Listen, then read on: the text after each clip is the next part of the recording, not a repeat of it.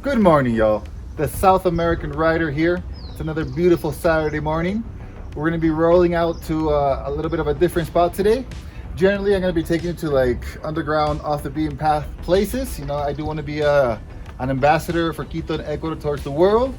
But every now and then, we're going to go to some more like traditional tourist spots because they're kind of popular for a reason. You know, there's a lot of cool spots. Or the biggest tourist attraction in Quito is the historic center, full of really cool cathedrals, museums, plazas, really interesting architecture.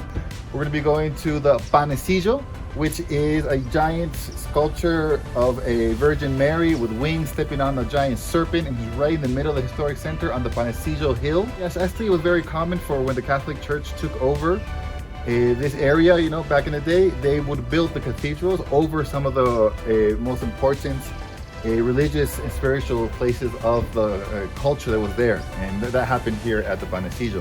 So we're gonna hit the Panecillo. It has an amazing view, 360 degrees of all the historic center. I'll show you a little bit of a different spot, but still showing you really cool places you can come visit when you come to Ecuador. So I hope you enjoy. I'm sure you'll enjoy. So as always, we're gonna pack up, gear up, and roll out. See you on the road.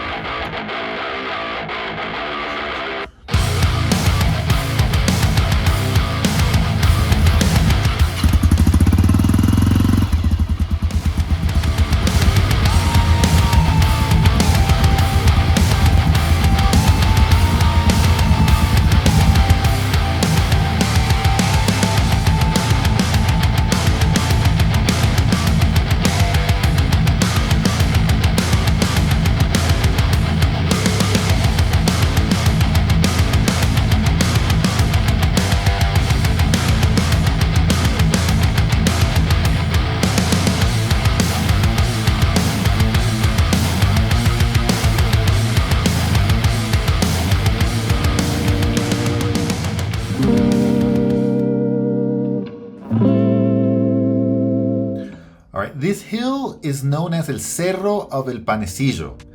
Previously, it was known as Yavirac or Shungoloma. This was a very important Incan military point and sacred place dedicated to natural forces where rituals were performed in honor of Inti, the sun god. It is believed that there was a pre-Hispanic temple on the hill, which was destroyed and replaced by a Spanish fort during the colonial period. Panecillo means small bread in Spanish, and this hill resembles a small bread bun from where it gets its name. Currently, the Panecillo hill is crowned by the Virgin of El Panecillo.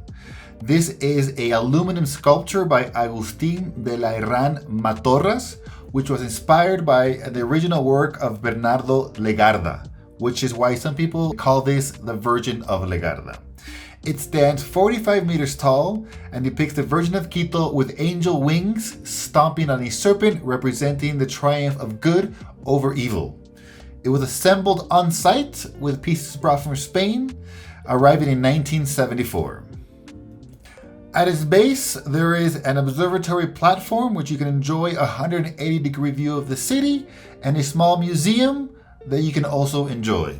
Some of the interesting legends associated with this place is the belief that the Virgin is actually some sort of seal that encloses some ancient evil. And if the Virgin were ever to fall, this would be interpreted as a sign of the apocalypse.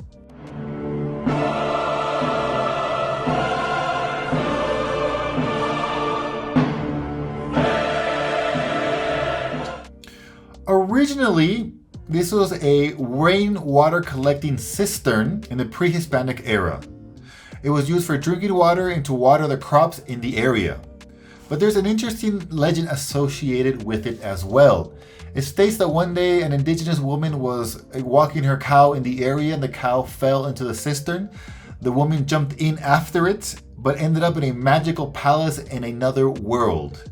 There she met a princess which took pity upon her story and gifted her a block of gold and a golden corn cob, and told her to go home, that her cow was there, and when she got home, it was.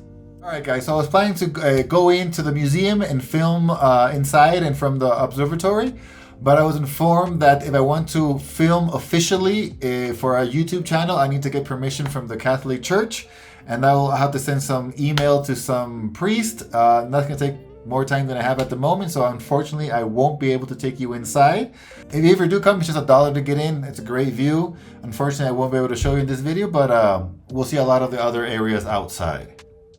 Alright, my people, unfortunately we're gonna have to cut this video a bit short. I was counting on being able to film inside the Panecillo and also going to some cathedrals. Unfortunately, to film inside any Catholic institution for YouTube requires permissions, which I don't have at the moment.